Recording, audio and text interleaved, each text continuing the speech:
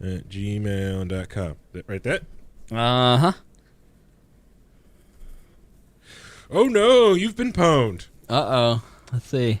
You've been pwned on 11 different breach sites. Oh, yeah. Let's for see. Sure. The Adobe one, Makes 2013. Hopefully you've changed your live password since then. Oh, Discuss on 2017, October 2017. I did not know that one. Let's see. Unverified exploit. The exploit in 2016. Dropbox 2012. Mid-2012 one. Oh, yeah. That one when everyone right. got freaking hit. Change my password. Imager. Last at FFM. Yeah, I'm on that. Modern Business Solutions in 2016. That was last. Oh, no, your MySpace. No, not my Oh, crap. When Patreon got hit in 2015, but I'm sure you changed it by then. Yeah, and I have two-factor. Okay, good. Yeah. See? Doesn't it make you put it a little more at ease, except that one in 2017? You did that one, right? Try, Just want to discuss? It's a blogging, commenting service. Oh, yeah. No, I'm on... I don't know what the Business Solutions is. Which you know what's Business Solutions? Business Solutions. What's that one? The Modern Business Solution? I've never heard of that email. So how do they do that? It was a large Mongo database file containing tens of millions of accounts that were shared publicly on Twitter.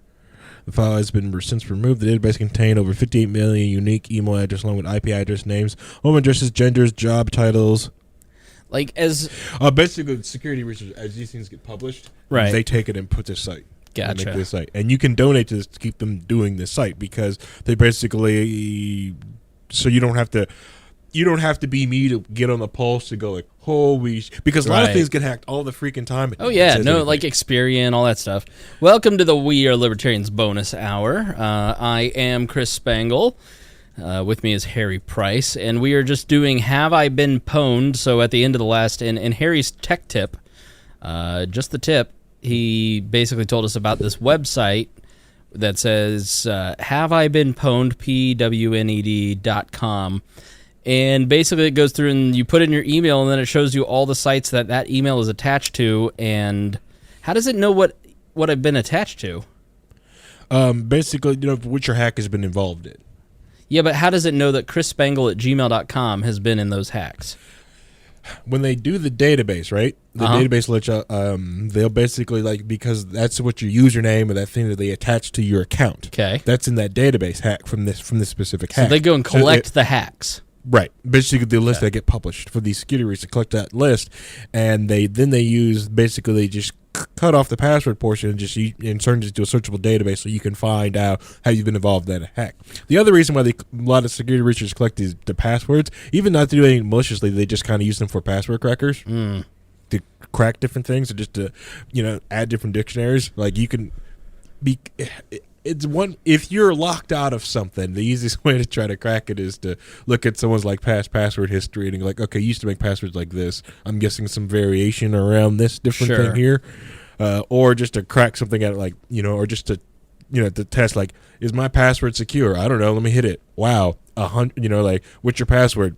Guess what? 100,000 people also have the exact same password, or just to put in your database file so people can't make these passwords. Right. So it's like, no, you can't use these passwords. So like, if you go to putting like, it's like there's when you go to create a username and someone goes like, well, I'm gonna make my password because I don't care.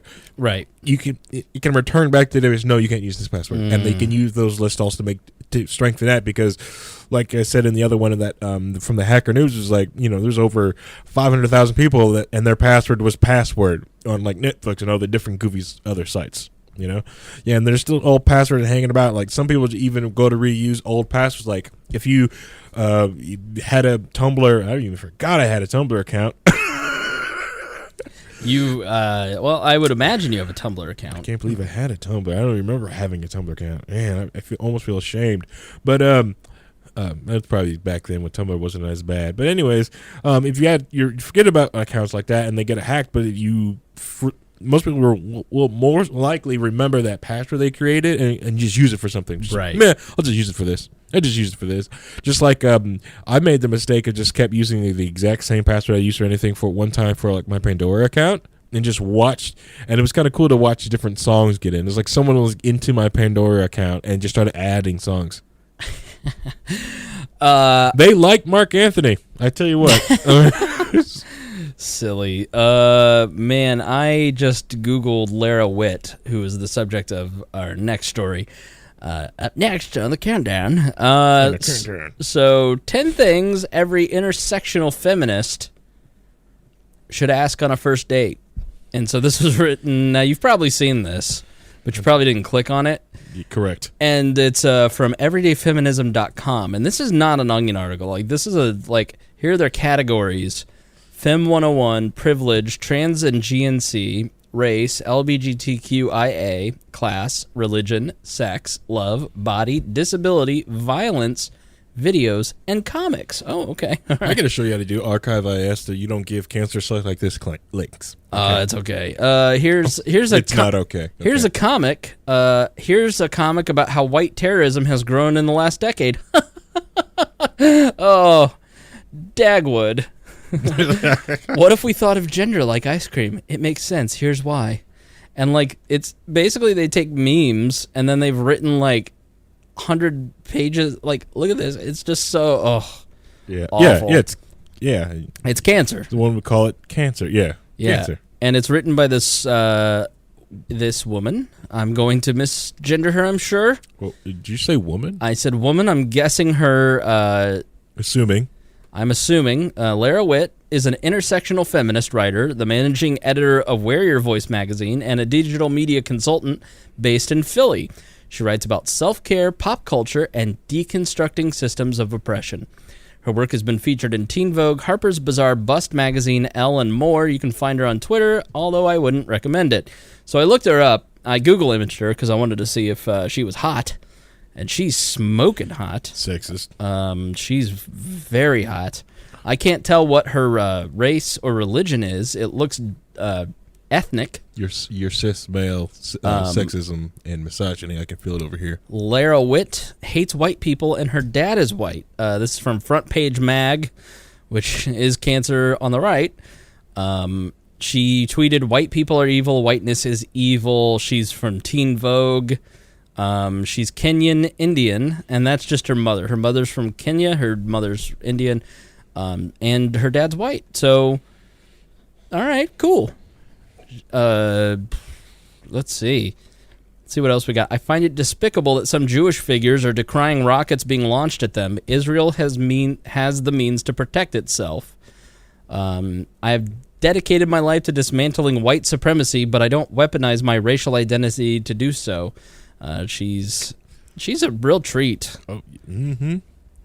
Like the type of girl I would be into, Harry. It's dangerous. Shouldn't do that. I am currently dating a feminist, but it's hard to date in this day and age. Oh, would you stop commenting on the Trello? I'm going to turn off my volume now and be a professional.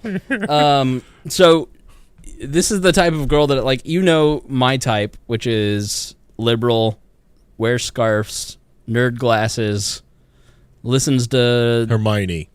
Oh yeah, but way more feminist and liberal. Reads HuffPo. So Hermione. Is she? I'm not familiar enough with that particular person. Harry Potter, I know. So Your leader's a muggle. So no, she's very beautiful. Please tweet Lara and let her know that I said she's beautiful. Please don't. Now, what is an intersectional feminist? What the hell? What is? I know what feminist is, but why do we have to add another term? What does intersectional mean? First off, with your in your cis male normative mind, I doubt you can actually fathom what feminism is. You forgot white and straight. Oh, sorry. Okay. But intersectionality is basically what most people who listen to this podcast understand as the liberal stack, the social stack. So, okay. White people, the bottom. Okay, especially white male, the bottom. Then okay. All right. And then it's got and it depends on are you able-bodied, if you're a person of color, LGBT, gender fluid, if you're trans, if basically that intersectionality of those different things and how they interact through the feminist lens. Okay. All right. So I understand none of that, but you're right. And the funny go ahead. I'm just gonna say it's got its point. It's like, wow, this could be a good idea, but when it's like it's a crap base, if you're building up from crap, it's kind of hard to build anything nice off of it. All right, so like intersectional is like, so when she says every intersectional feminist should ask on a first date. So if you're an intersectional feminist, you're like a bisexual, biracial feminist. You don't have to. You're like more than one of the different categories. Is that what they mean? More of a, no. They just believe in that, mostly of that stack. You don't have to be you don't have to hit every rung of this stack to be an intersectional feminist. There's a lot of majority, of them are white women, are that part of their stack, and a lot of them like to give the leeway to women of color. So if you talk, so basically, if you had a person of color, intersectional feminist talking to a white woman who's intersectional feminist, they will allow the person of color, because of their society, basically like everything that's ever happened to them, their background, all that stuff that had brought them to that point, they see it as valued more, so they need to be pushed to the front. Okay, the concept was given a name in 1989. It's crap. Oops, sorry. I don't believe in this. I have to debate these people. When 1989, when Kimberly Crenshaw, a woman, I'm guessing, a law professor at UCLA and Columbia, leading a leader thinker on race theory, wrote a seminal paper on the topic. White women do not want to jeopardize their power or their interests, so they now need to ask what they will do differently to help other women. Okay. I'm trying. I mean, there's really like it. I'm a bit over how the mainstream narrative flattens the feminist movement to try to make it into the Sheryl Sandberg identity of feminism. Not to say she didn't have ideas that were helpful and on point, but there is a class conversation that gets lost. All right, so let's go. And it usually is, and it's lost in a lot of different like feminists. Like a lot of people who are like actually like need their help, they just kind of get lost on their ideas. All right, so feminism is practice. All right, let's go to Urban Dictionary. Intersectional feminism. Feminism as practiced by self-righteous people who will take any excuse to be rude, demeaning, and even downright racist to other people in public. The intersectional feminist believes that just being pro-women's rights isn't enough, and that you also don't bitch about racism and exclusion of the disabled, LGBT people, religious discrimination as part of every conversation, then you're just part of the problem.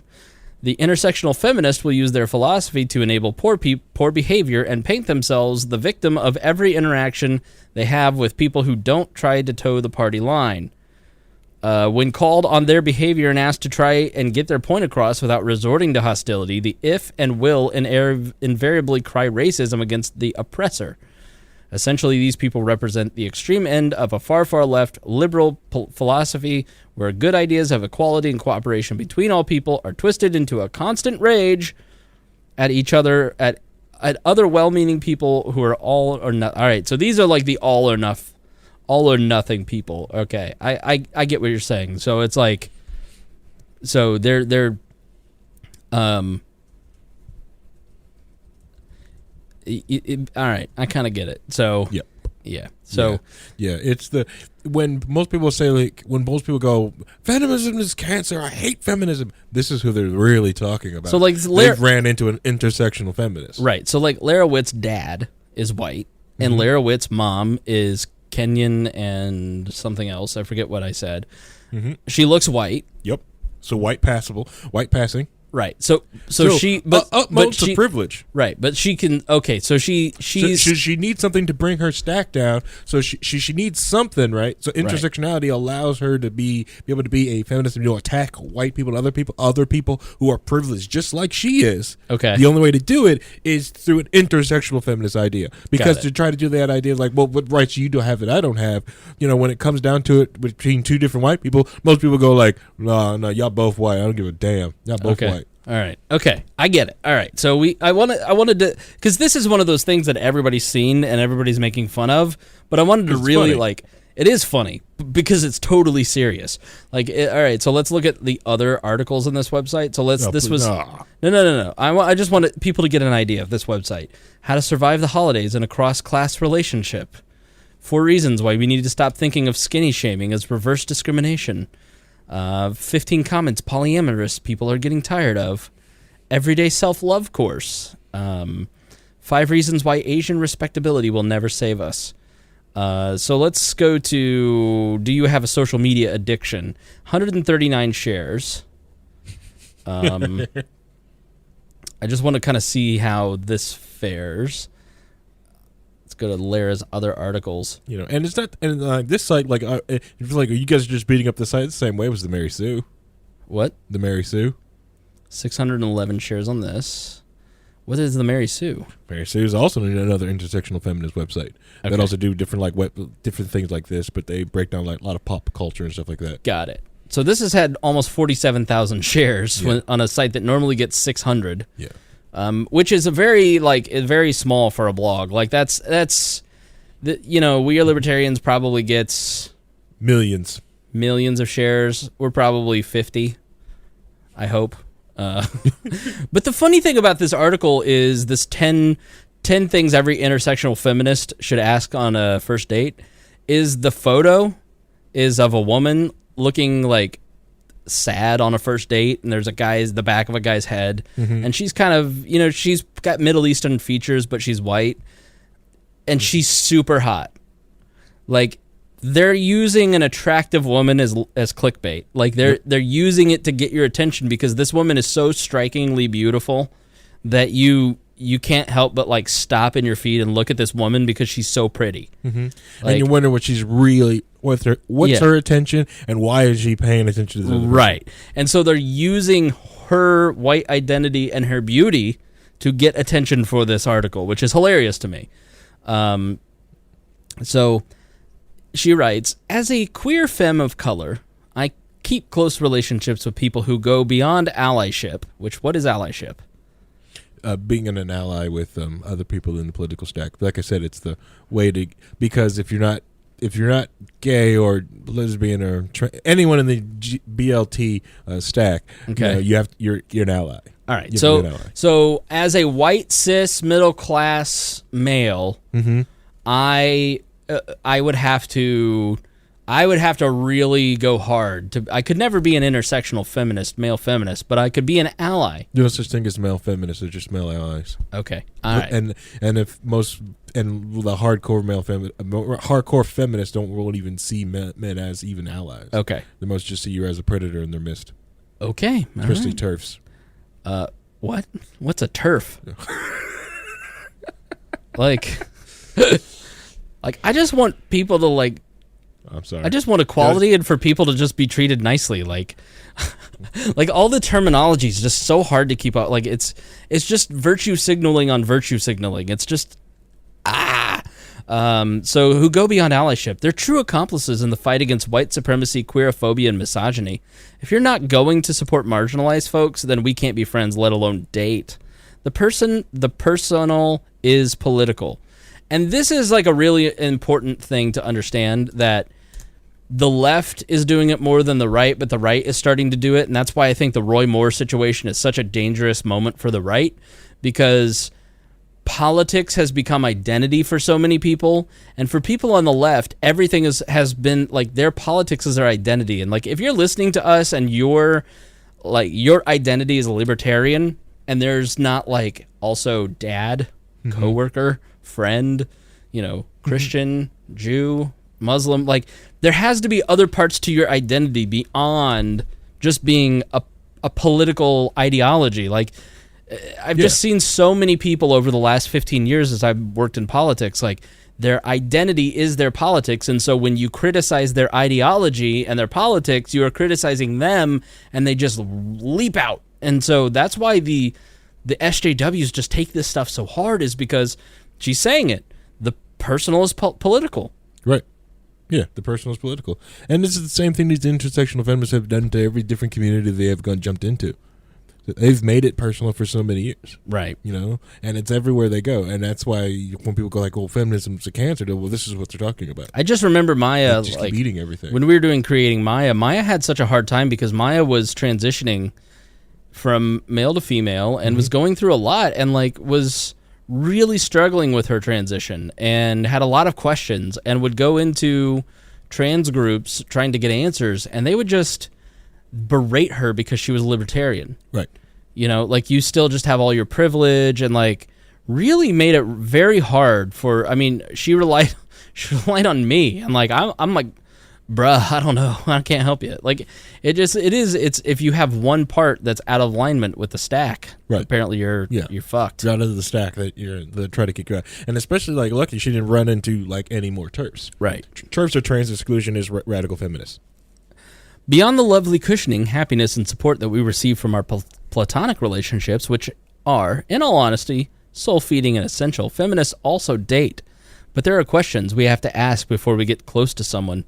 The following list are applicable to all relationships, certainly not just cisgender, heterosexual ones. So you must ask this of all your relationships. And if you're to be accepted into the cult of intersectional feminism, you must accept all 10 of these premises. Yep.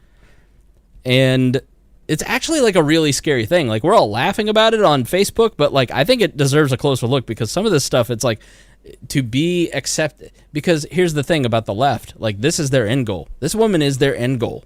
This is what a lot of leftists want. Not the leftists. Yeah, leftists, yeah. You know.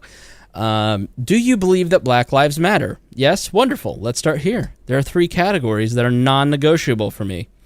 An understanding of race, class, and gender. Not everyone understands how they can be insidious, systematic, and intertwined, but anyone who doesn't take the time to learn how systemic racism works, who isn't going to care about how racism affects me or people who are darker skinned than I am, I don't want to have laborious discussions where I have to prove to someone that white privilege or non-black privilege exists.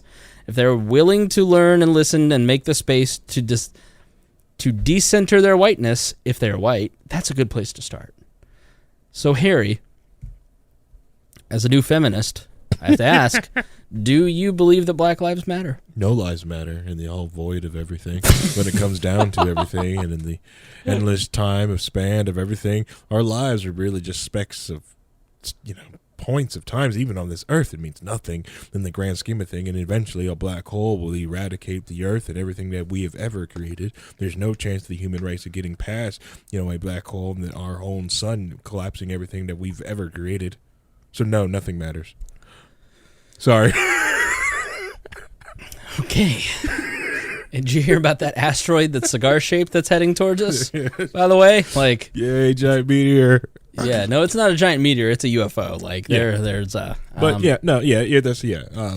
all lives matter. But I understand. But the thing is, like, this is such a multi-layered thing, like, especially for a first date. I haven't dated in years, but this is a rough question for a first date. Like I said, I am currently seeing someone who considers herself a feminist. She is every bit of one of these people. Mm-hmm. But, like, we've not gotten to this. Because she's not one of these people, because she's like, yeah, you just believe different than I do. And I go, yeah, you too. We'll just talk. Like, it's that those differences and those different beliefs. Yeah. I've dated a lot of liberals over my time, like, because it's just what white women are into. Not that I'm against dating women of color. I've hit on Harry's sister several times. Mm-hmm. And then there's that other one I was trying to get you to date, but she's too alpha for you. She's way too much for me. Yeah, no. She seems lovely, but she is too much woman for me. I don't mean that weight-wise. I mean, like, She too much. Yeah. Yeah. She alpha. Yeah. And I told you that, like, hey, man, she alpha. I like spunk. I don't like alpha. She's alpha. If you don't show dominance on first date, you know. But yeah, like, so, but birds of a feather, I guess, and this is just sort of what you run into. Like, the other thing is they also get lumped into it, just kind of like how in a white person at a prestigious like a college, like an Ivy League college, they're going to fall into young Republicans if they're from that cloth. They're going to fall into young Republicans, or they're going to fall into like different, like, their groups. The feminist groups hits those women in college. They get them in college, they get them in high school, and they just kind of stick to the label because everyone's looking for their tribes. So it's very easy to get young women into that tribe. Right. And that's where a lot of that happens. A lot of that comes from, and a lot of that happens to. Yeah. And that's why a lot of women sometimes identify as feminism, or sometimes, and they always get freaked out when they meet a woman who does not identify as a feminist and has, or does, like, have no idea what they're even talking about, or think they're crazy. Yeah. Because that's all they've ever met, because that's their tribe. Yeah. So what are your thoughts on gender? It's the next question you must ask your first date. What are your thoughts on gender and sexual orientation? The gender binary is a tiny box, and I wish it didn't exist, but it does. I wouldn't want to be with anyone who is queer-phobic. So, the gender binary, if you believe that there are two genders, you are queer-phobic. Now, there's a difference between sex and gender. Is there? Would you say that there's a difference between the two? So, like, the discussion revolves around sex is there's male, there's female, and then there's a small portion of the population that is intersex. Correct. Very small. It's very, very small. But then there's very rare. Gender, which is how do you display your male and female qualities to society, and to say that there's only two genders and two sexual proclivities, is foolish. And there's hundreds on Facebook. That's Muffins. Muffins is into you, I think. So, like, that was Spangle's touching my leg again. Oh, shut your mouth, or I'll ruin your career. But when sex and gender, okay, they used to be like those terms blur together, and it's blurred together for countless different times. Regardless of what a lot of these people have said, it's only in recent history that we've had the privilege to be able to dismantle and separate these two different words, right, and to be able to take them into different directions they have. And I like the idea that using the word sex for, like, the male and female, or different, like, genitalia and organs, stuff like that. When it comes to gender, it's like they want to use that term to beat people upside the head with it, when the people having different gender expression, I think it's an incredibly beautiful idea to go out there and play with this type of different idea. Sure. But when it comes down to it, right, it's just male, female, and then they slip into sex. That's it. It's very small. Yeah. Okay? And that's the two targets that you have to hit. And when it comes to, but gender is more of an expression of how you express yourself. And the reason why people are like, well, I can't discern how many genders, because, it's kind of like a t-shirt. You just kind of put, whatever you're wearing that day, or whatever you really feel like putting on. But the idea, I have a problem with people take that to extreme and was when they put the force of law or government to it. To me, if someone asks you not to use these separate pronouns, or not use pronouns at all with them, if they're your friend, them, they're very, very polite. It's very polite, nice person. If they're going to be your friends, you use the correct pronouns. Yeah, when Maya transitioned, like, she said, I'm a she now. Yeah. And for the entire length of our friendship, which came to an end when she violated my nap and destroyed my property, but, like, the entire run, it's like she wants to be referred to as she. And of course I slipped and said he, and she was forgiving about that. It annoyed her, but it also was something that, like, it's not intentional. Right. And it's not. And I think it's just it comes down to, like, do you want to be a decent human being? And I see so many people on the right who are sitting there going, well, there's only two genders and fuck them, and, like, they forget their manners. It's exactly right. Like, what you're going to sit there, and if I ask you if you're a Christian, you're going to say yes, and do you believe in the golden rule? And then you're going to have a discussion with me about gender and say, fuck them, I don't care what they think. And so you're not being consistent in how you apply your personal values. If a person comes to me and says they want to be treated like an octopus, and I love that person, I would have a discussion with them. I would try to understand them, just as I did with Maya. I didn't always agree with everything, but I tried to love and understand and respect. And that's what you do if you're a decent person and a Christian. To just sit there and say, like, I just don't care what you want to be called. If you want to be a potato, I'm still going to call you, a man. Call you potato. Right. You want to be potato, I'll call you potato. Honestly. So yeah, I just think there's an element of the discussion on the right because you want to be so reactionary and so like offensive to like out offensive their offensiveness. Right. That you end up forgetting what it means to be a decent person. Yeah. Well, a lot of times, doesn't make you better than them. Yeah, a lot of times, they're just so hit over the head with different things that they just feel like, you know what, I'm going to fight back on this, and I'm going to die on this hill, I'm going to fight back with them. You know, me personally, I'm an internet generation. I got very upset the day that in the Discord server that Chris Spangle decided to dox Reinhold. I prefer just to believe that I was just talking to a Rhino avatar and a Rhino person who somehow got a keyboard. I would have preferred that until knowing it's an actual person. He's not a Rhino. And it hurt my feelings, just like I was talking to someone called insert their name here, and I thought it was just a cat in a Pinochet hat. I was like, okay, this is who I'm talking to. Right. I don't care. It's the internet. All right. So, how do you work to dismantle sexism and misogyny in your life? I met cisgender heteronormative cishet, CISHET. It's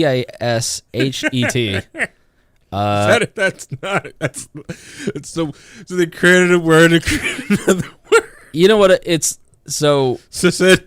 Cishet. Yeah, cishet. Shit. Yes. The silent. I've met cisgender heteronormative, which means me, men who hate women.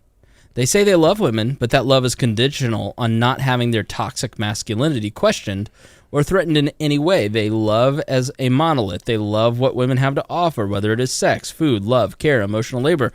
They love us for what we can do for them, not because of who we are for ourselves.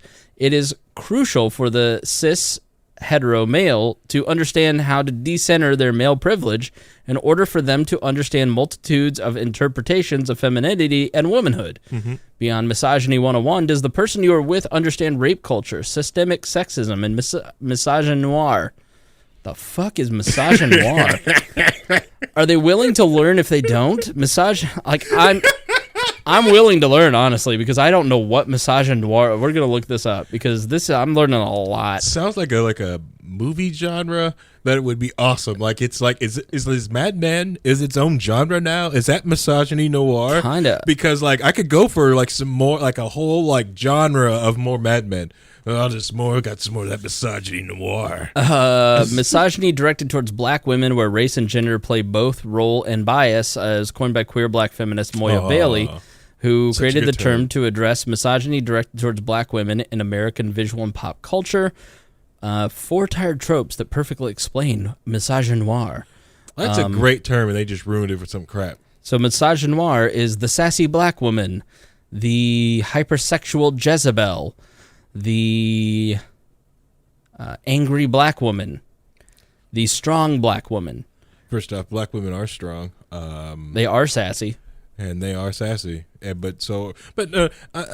I've met some non-sassy ones, but I've met a lot of strong black women. Yeah. But, like I said, like I was talking to my sister about a lot of this thing, especially this whole Me Too thing. I was just like, maybe I just have a lot of badass women in my life. Yeah. Because I used to hang around with like my sister's sorority, and I was like, maybe they're just all badass. Of course, they would like, yeah, our sorority just filled nothing. Right. Misogyny is more than the pay gap. Walk away from anyone that believes boys will be boys and women are supposed to be mothers because we're nothing but ambulatory incubators. This is reducing all men to... I mean, it's not even saying that. I don't even disagree with this, to be honest with you. Like, I disagree with the notion that the majority of... I don't know. I mean, there are a lot of dudes... Well, here, hold on. There's a lot of dudes who are really selfish. But just like there are a lot of women who are super selfish, and that's where are the terms to sit there and correct female privilege? Because there are plenty of women who I've dated who, because I'm 280 pounds, think that because they're 130 pounds, I'm lucky to have them because of the differences in our visual appealing. Like it's your weight is part of the stack. You know that, right? Right. Well, exactly. So that dynamic plays out with women sometimes where they think, well, he's lucky to have me because I'm so hot. I'm so much better than I'm 5 points above him on the scale. I'm a 10 and he's a 5. And so they think they can get away with more and treat you like shit. And then when you go, correct your privilege, young lady, then they bounce because they're not going to put up with that because they know the next guy will put up with it and will be a doormat.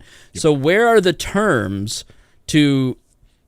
Because I know men who do that, and I know women who do that. I know men. I can give you examples on both ends of it's human behavior. Like maybe instead of like trying to make this all about male against female, why don't we talk about men have these certain behaviors in dating that are wrong, and so do women.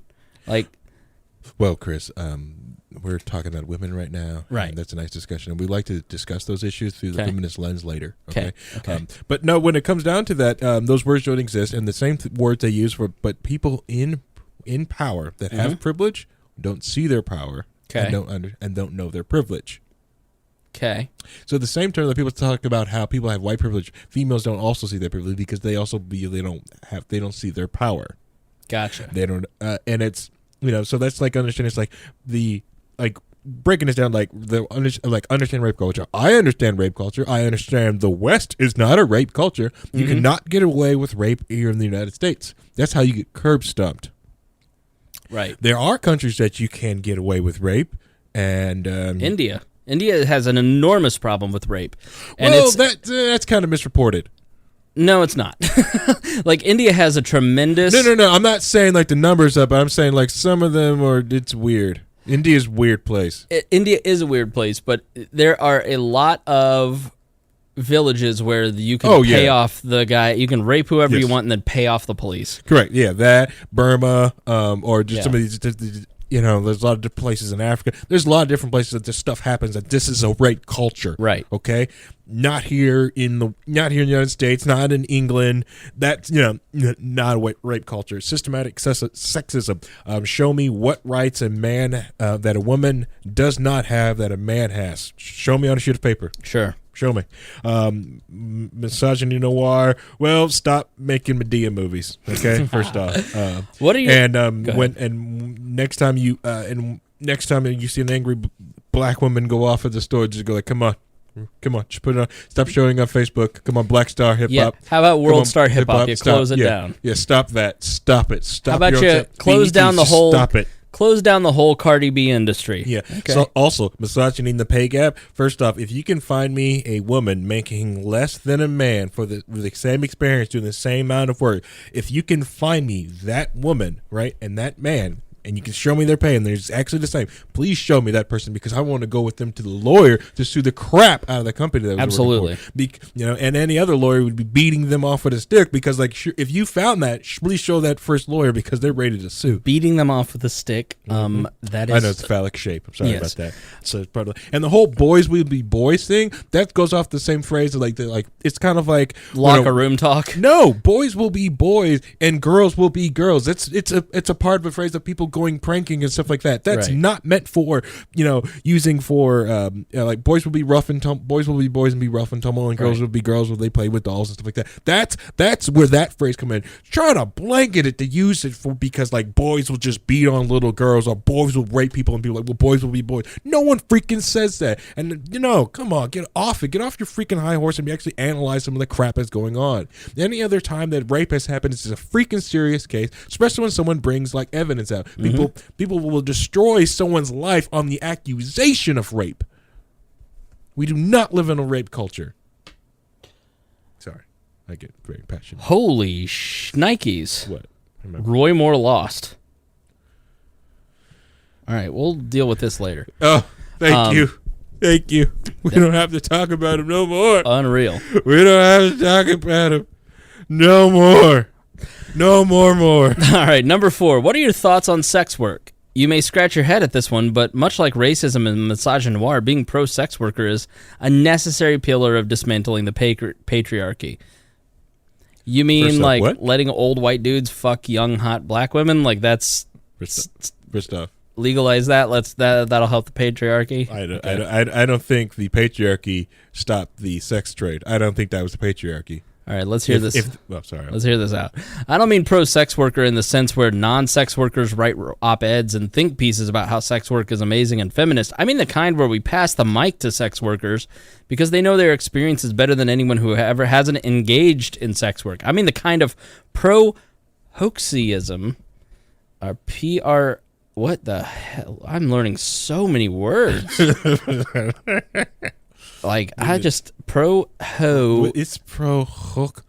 Heracruz? Heauth. Ho thoughts. Is this something James Neese came up with? You might as well wrote this dang article. I can't even... More colloquial.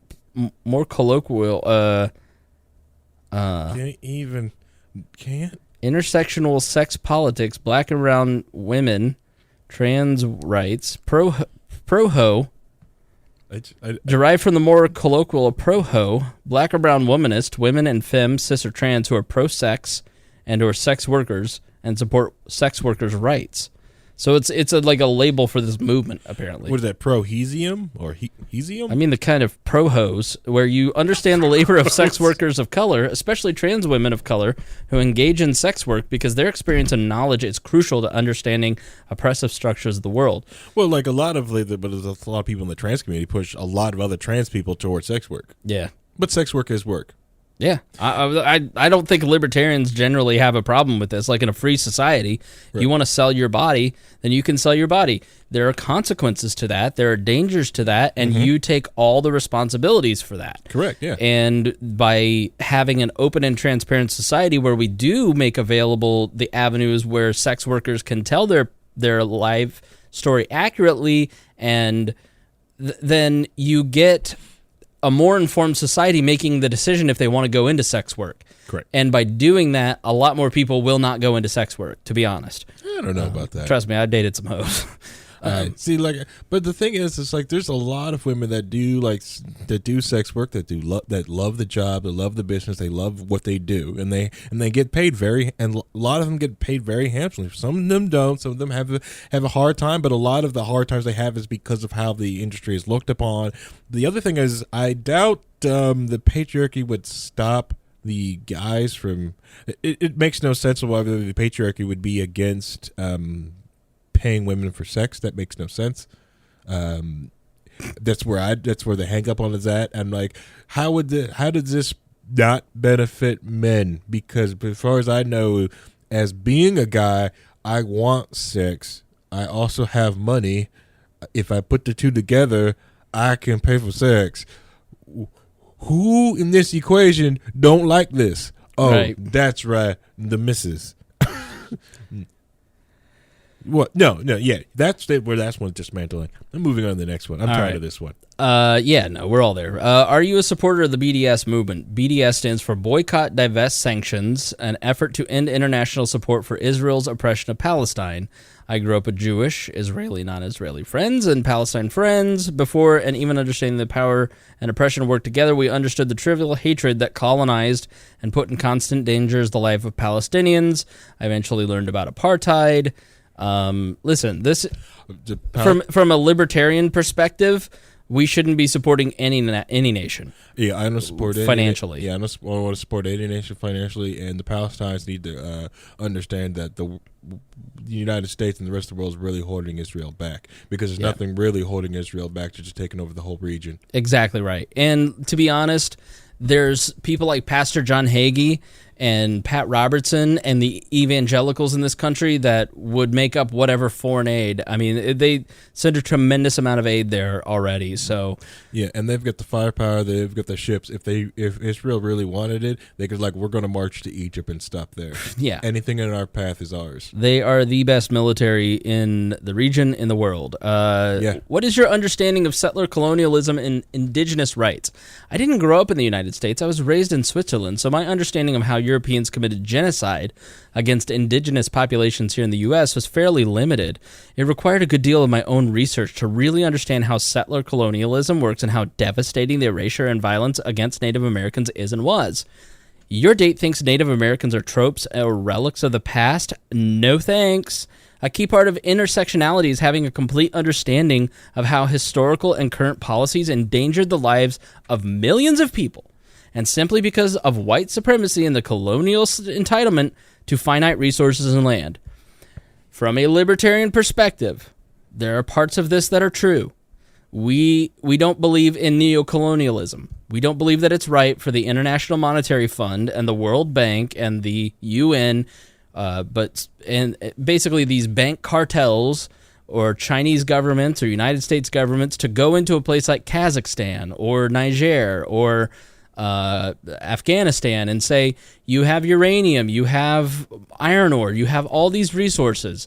Sell the rights to mining to ExxonMobil for your oil rights, Nigeria, and then give them an exclusive deal, and we will give you cash in return, and then essentially you have loans that your country will never be able to pay back, and then your nation is enslaved, and the only resource that you had to grow the economy is gone because you sold the rights to a foreign power, a foreign entity, a foreign company, a world bank. And so your nation stagnates because they don't hire the Nigerians to work on the oil lines. ExxonMobil brings in Europeans and Americans to work on those mining fields in Nigeria. So that's why there's so much war in Nigeria, is because there's so much unemployment in a country of 250 million people, and you've got foreigners stealing their resources. So that's not right, okay? Absolutely.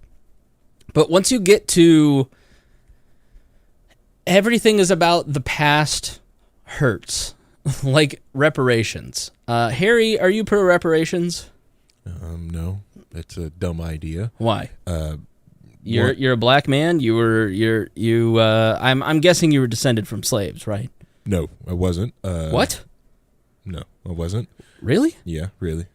I am telling the truth about all that. I don't think you think. Hope anyone doesn't think that's an act. I'm actually telling you the truth. Well, you're black, so you must have been a slave at some point, right? No. No. I'm confused. At least which I could trace back. No, but the and even if I was, I wouldn't. Yeah, like that's something that happened. Like because if you trace about almost anyone's like ancestry type, most people probably were slaves. Yeah, there's probably more people who had slaves who were slaves in their background than there were royalty. Right. Most people are like, well, I bet our family would back in were Romanian princes. Yeah, right. You're probably slaves.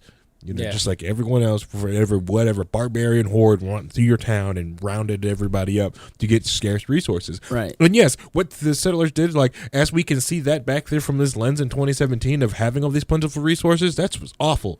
But back then, shoot, you could die coming from a run bad winter. Heck yeah, I'm going to shoot somebody for for their land, because the more land I have, the more chances I have of survival. It's just the way it was. I'm the one of the people, this is it's a habit I have. I love going to the grocery store every day. I love it. It's what I like doing. I like buying fresh ingredients and going to the store every day. Love it. I agree. I'm allowed that ability in 2017. Right. It to be 2018. Some settler, shoot, your store's your backyard, and it's mostly going to be dirt and whatever potato you can probably get out of the dang thing. So yeah, it's going to get. That's why that stuff happened. I'm not going to erase that or forgive any of that, but I'm also not going to sit here because I didn't know any people and not going to sit here and like, oh no, I'm sorry, and empathize, because eventually that stuff wears off. Like especially slavery was out of style in this country since 1863. The civil rights movement happened, in the 60s and the 70s. When does this trade end? And if the United States ever thought about praying back reparations, probably should be back to the Japanese that are still alive, that got pulled up, and that. Other than that, no, move on. Next. All right. Let's see here. Holy hell, where did I put it? Sorry, I'm just. Do you think capitalism is exploitative?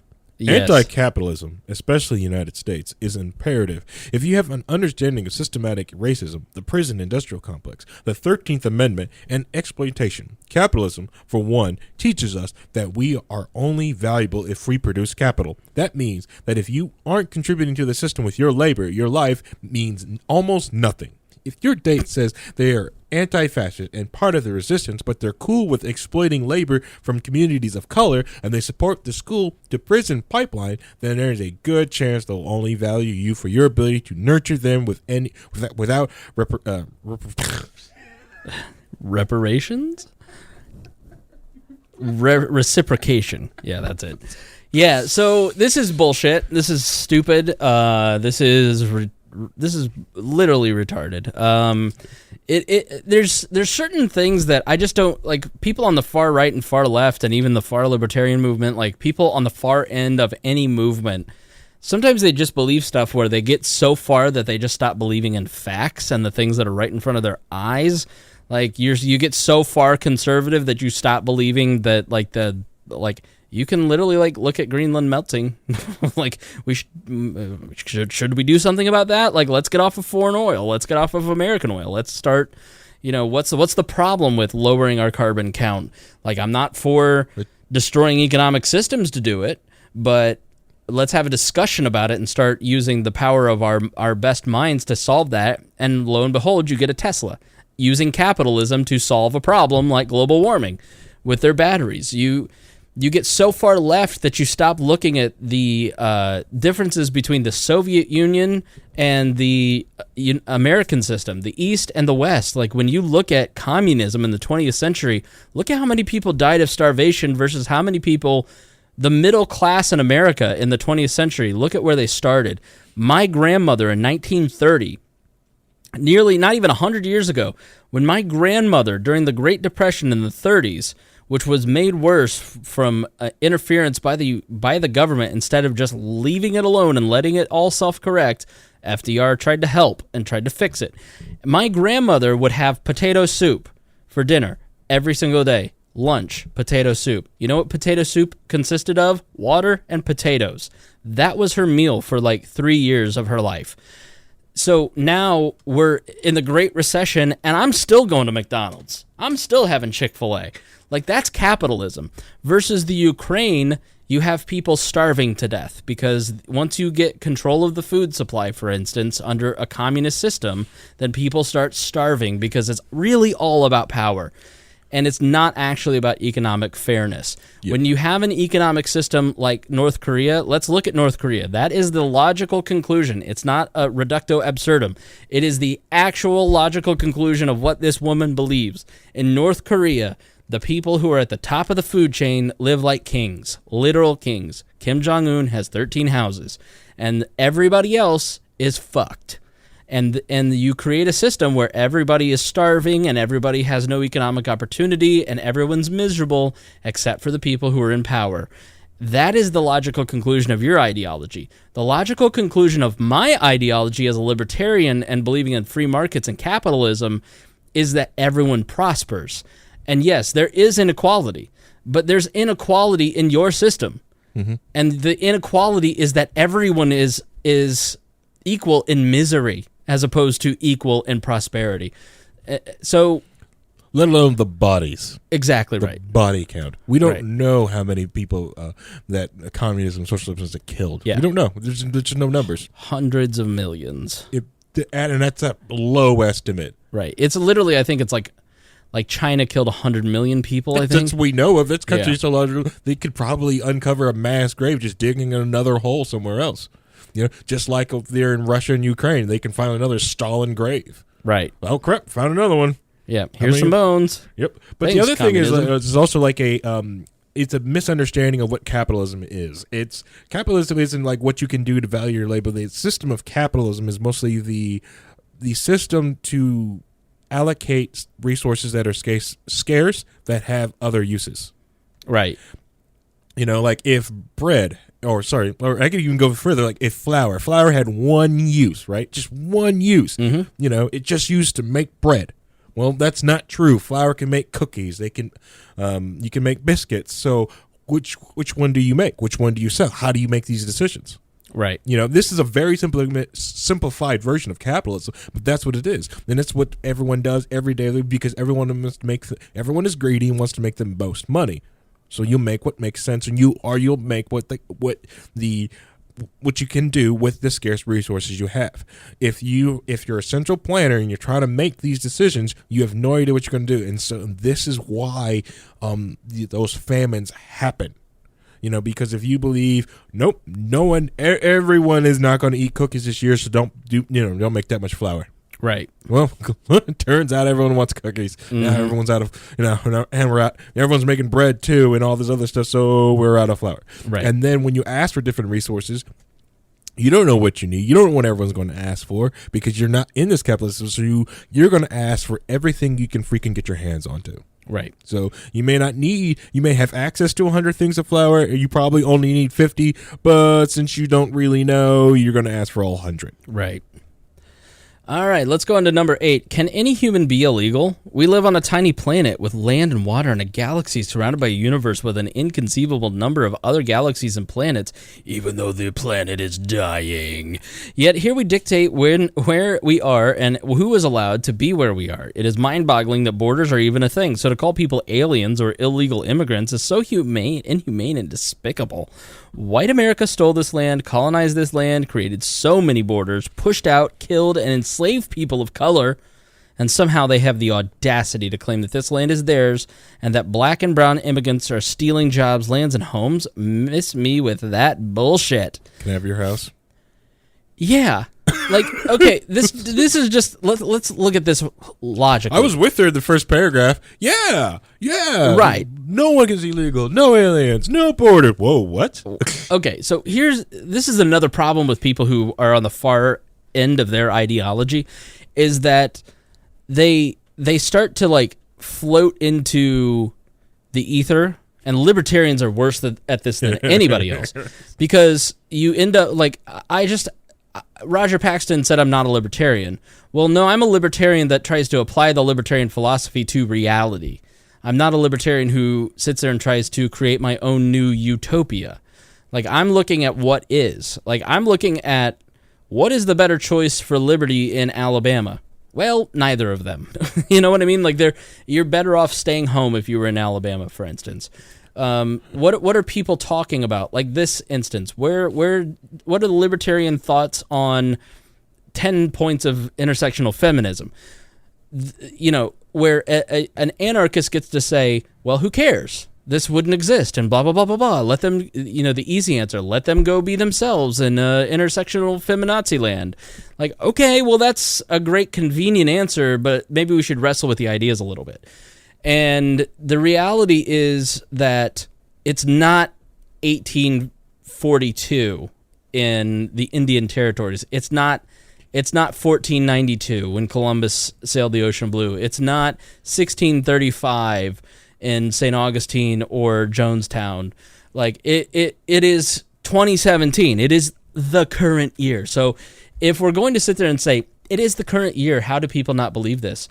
Well, how can you not realize that you can't go back and fix what happened in 1492 in a completely different world, in a completely different culture, with completely different mindsets? Like part of what Roy Moore's supporters say is that there was a time in this country where it was acceptable to marry 16-year-olds. Well, yeah. Now, it wasn't 1979, but it was 30 years prior to that. Yep. And there is truth to that. Now, the truth is that 16-year-olds usually married 16-year-olds, not 35 marrying 16. That's the difference, Roy. Which happened in the 1800s. Absolutely. And so you have different values in different societies, and there's never any appreciation for the progress of society. Yes, Native Americans in this country have been treated horribly. We still continue to treat Native Americans in this country like absolute garbage from a government perspective. Yep. And that's the disconnect. This woman can only think in terms of government and fixing society through government and using force. Which created the problem. So what can we do? Are we to shut down all of the borders, all of the governments, all of the state and local and federal societies? We must get rid of all of those. We must have some sort of convention to maybe create new systems, just get rid of them completely. And I say that to my anarcho-capitalist friends. What are we supposed to do? Are you going to somehow, in the next 5 years, convince everyone to shut down every layer of government? You're being irrational. You're not being logical. And so what is the actionable item around your idea at this moment in time? We can plan 100 years in the future. That's a perfectly valid discussion to have. How do we get to anarcho-capitalism within 100 years? That's if we want to go to anarcho-capitalism. Exactly. How do we return to a constitutional government in 100 years?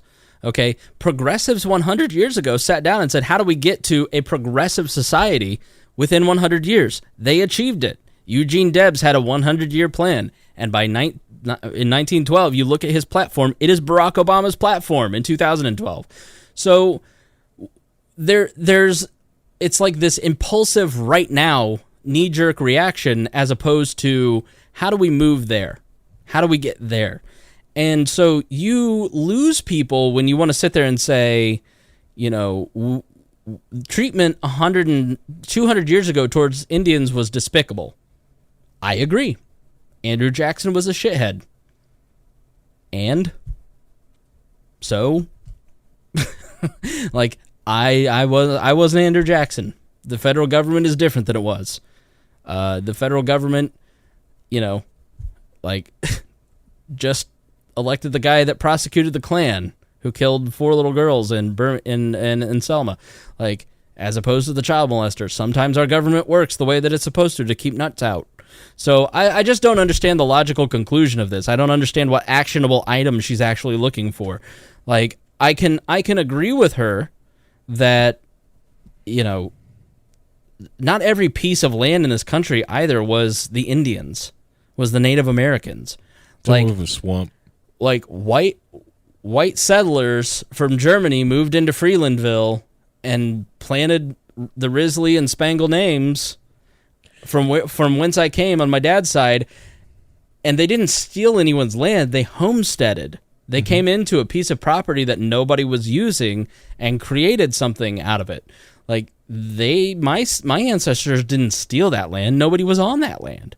So what am I supposed to do about it? Like, I'm supposed to, like, give up my home? Like, we're just supposed to tear down all of our homes and just give it to the 1% of the Native Americans that live in this society now? Like, I'm supposed to find, like, you want the truth? I'm 1/16th Cherokee and Choctaw. So, like, I want that land, right? Like, give me the land. So, I don't know what the fuck her point is. What's your point? You read history. Good job. Like, congratulations. Do better tomorrow. Let's talk about European history and talk about how the British Crown also stole resources and, like, conquered over nations. And she's not really British; she's really German. Right. We can, it's, and then let's talk about the Mongolians. About Japan. With her heritage, with her background. Yeah. She's got a lot of Mongolian in her. Yeah, yeah. Well, they took over they took over her land. I mean, well, she's descended from Genghis Khan, who was the greatest rapist and mass murderer in the Middle Ages. Like, okay, you need to account for that, Lara. Like, it's trying to make you have, like, the sins of someone from, like, you have never known, never met, and that time you probably would have not even made it out of childbirth. Right. It's ridiculous that, and they're trying to put this white guilt on somebody, or there's just guilt, period. But yeah, a lot of the land wasn't stolen; it was either homesteaded, it was also or purchased, and that's how land was a lot, just like in Europe, just like in Africa, this little thing. Land was conquered. Right. It sucked. I'm sorry. I can't do anything about it. The things I can do about, like, I hate being born under, like, certain laws. I want to buy beer on Sunday, cold from a gas station. I cannot. Yeah. I care. I can actually do something about that. I can try anyways. But yeah. So. All right. Number 9. Do you support Muslim Americans and non-Muslim people from Islamic countries? I can't think of any religion which has been so vilified and lied about more than Islam in a culture and a systemic way. Other than what you just did to my European ancestors. I am not a Muslim, so I will stay in my lane, but I cannot imagine for a second even claiming to be a feminist if I didn't stand in solidarity with my Muslim friends and family, especially after 9/11. Don't waste your time and energy on dating someone who thinks that Islam is inherently violent or misogynistic. Instead, read some Huda Sawari or Mona El-Thawawi to educate yourself further on Muslim feminism. Yeah, go ahead. Read Huda Sawari and realize that this person should probably be in jail, and everyone put her up on like platforms, is crazy wacko. Every Muslim nation, she would be up on hate crimes. Like it's not every listen. Every Muslim nation. You go watch the Vice HBO Tonight piece. It's not the news, but it's the actual series part. and they talked about women in Afghanistan. And so they have female legislators in Muslim countries. I mean, it's not as horribly dark as, she is right. There is some propaganda against Muslims. Whoa, and it's a lot of that's recent. But it isn't as dark across the Middle East as it sounds. And that fits into demonizing the enemy in the early 2000s to sell a war in Iraq and Afghanistan, and that has lingered. And within a certain population of people, there are definitely, the Trump people are anti-Muslim. But let's be honest. Let's have a real conversation. There was a bombing in New York City yesterday. Why did the guy do it? It's because he's affiliated with ISIS. He wants to blow up Americans because of ISIS. Does our foreign policy play into that? 100%. But he is being radicalized in mosques that are preaching a certain ideology that is dangerous.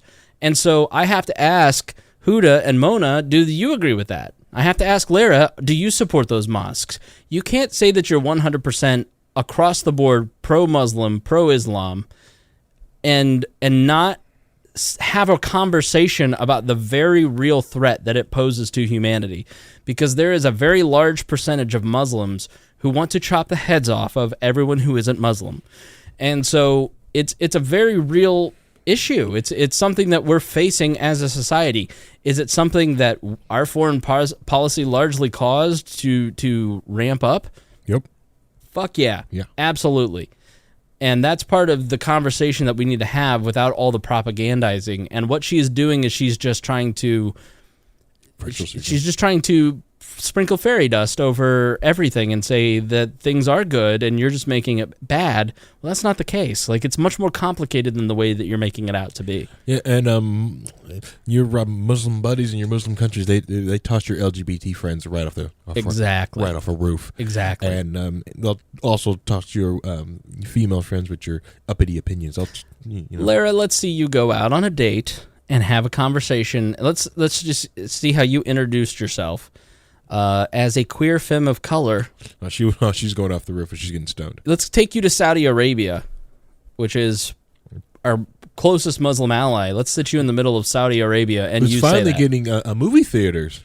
Yeah, women are driving.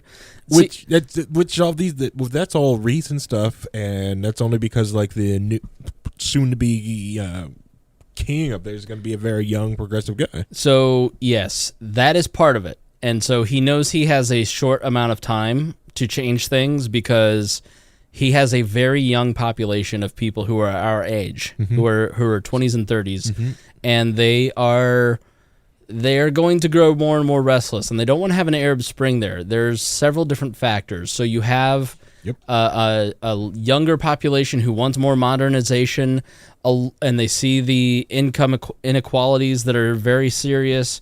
And he knows that he has to start changing some things, or else they're going to be in very real trouble in 20 years. Because as America becomes the world's largest oil producer by opening Anwar in this new tax bill that will be signed, and us moving off of foreign oil, you look at like what happened with Palestine and Jerusalem.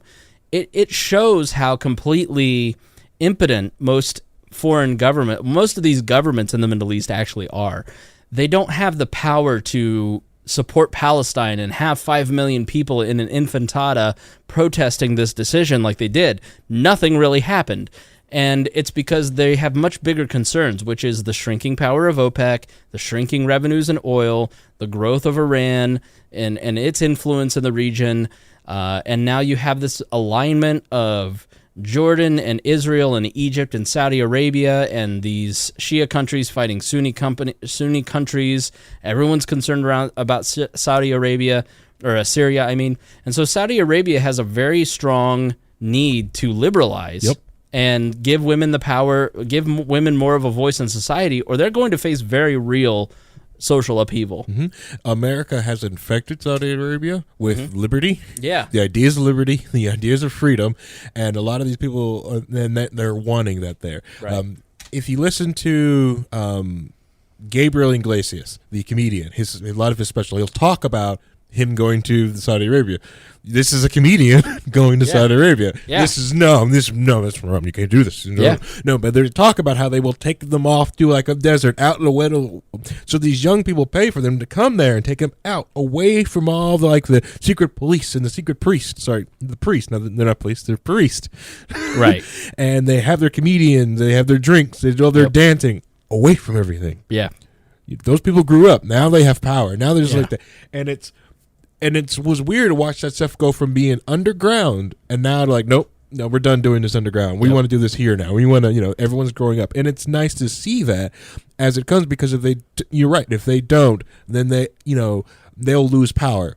Right. Because right now the royal family runs everything. You have to be royal blood to fly, airplanes and stuff like that. But they're like, wait a minute. I don't have to. There's not anything magical. That's something to degree that you have made. Why are you in power still? Hold on. Let's think about this for a second. All right. Final one. Does your allyship include disabled folks? As an able-bodied woman, again, I will stay in my lane, but intersectionality has to include a solid platform for disabled people and not just visible disabilities. If you have disabled friends or families, please make the effort to listen and learn about their lives and their experiences. Disabled folks are subject to shaming and violence because humans are awful and lack empathy. Be mindful of others who mock disabled people, the kind of cruelty that is inexcusable. On a date with someone who uses ableist slurs, walk away. So don't say retard on this date. Walk away? Oh, that's super insensitive. I know. What if I have to roll away or limp away? Humans are awful and lack empathy. What? Clearly she lacks empathy of white people. She is the one that is a significant amount of projection, to be honest, because somebody who thinks that humans are awful and lack empathy is somebody who, and she is a rape survivor. She's been very clear about that. She is somebody who has experienced the worst in humanity, an experience that I have not experienced, and something that I want to understand and help change so that someone like her never has to experience that. But at the same time, you can't let that traumatic experience shade your commentary to think that every person is awful, every person is, I'm not saying every person, but in mass, I think people are actually very empathetic. Like, I think we are at the most empathetic and most good point in human history. Yeah, and it's just going to get better. And it's just going to get better because of the freedom of information. Mm-hmm. Freedom of speech truly is the foundation of all liberty. That's why it's the First Amendment. Freedom of assembly comes next. Freedom of religion. Allow people to be Muslims and Jews and Hindi and whatever. So then they don't have these contests. And then arm everybody. So then you live in a safe society. Then allow people to have their own private castles. A man's home is his castle. Like, if you just follow the amendments, the Bill of Rights, lady, you'd get it. But freedom of speech is the most important part because talking breeds empathy. And we're doing more talking now than ever before. Somebody like you with completely crackpot ideas can get on a website and say crazy dumb shit and make up new words, and you get 47,000 shares, and let's say a half of those are making fun of you. Yeah. 24,000 people still read your ideas, and you weren't killed for it. Toss off a roof. You had mean things said to you on Twitter, maybe, but you were heard, and that's why liberty is great, and that's why you're dumb. Mm-hmm. So, yep, that's why we talk before guns. Right. So that's the way it is. And I still have my stance of I believe all the radical Muslims are here in the United States because they're Americans. It's a radical idea. All right, well, Harry, we destroyed the feminist in a single hour. I doubt that they're going to come back. Well, we've given our people a lot to think about. Yes, they're like death knights. They're going to come back. So, all right. Well, thank you for joining us here on this episode of We Are Libertarians. On this bonus episode, we appreciate you, we thank you, and we will see you next week.